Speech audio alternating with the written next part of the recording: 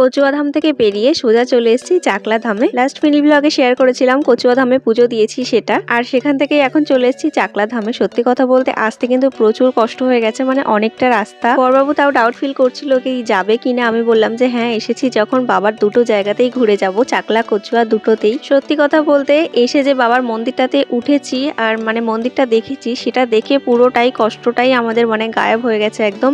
এতটা শান্তি লাগছিল আর এতটা ভালো লাগছিল এখানে এসে। এটা ছিল মন্দিরের দোতলা, এখানে জগন্নাথ, বলরাম, সুভদ্রা আছে আর অনেকগুলো গোপুসোনা আছে। তোমরা কারা কারা চাকলা কচুয়া ধামে গেছো অবশ্যই আমাকে কমেন্ট করে জানাবে। আর আমি তো এখানে একদম আনন্দে আত্মহারা হয়ে গেছিলাম, এতটা ভালো লাগছিল, এতটা ফাঁকা ফাঁকা ছিল না, তার জন্য আমার আরো বেশি সুন্দর লাগছিল। মন্দিরের ভেতরে অনেকটা সময় কাটানোর পর দুজন এখন চলে এসেছি বাইরে। আর এখান থেকে বড়বাবুকে বলছিলাম একটা ছোট্ট গীতা নিতে। এখান থেকে আমাদের মন্দিরের জন্য একটা লোকনাথ বাবার মূর্তি নেব আর বাড়ির জন্যও নেব দুটো ছোট ছোট। আর গোপাল সোনাগুলোকে দেখো কতটা সুন্দর লাগছে। তোমাদের সাথে দেখা হচ্ছে নেক্সট মিনি ব্লগে। টাটা।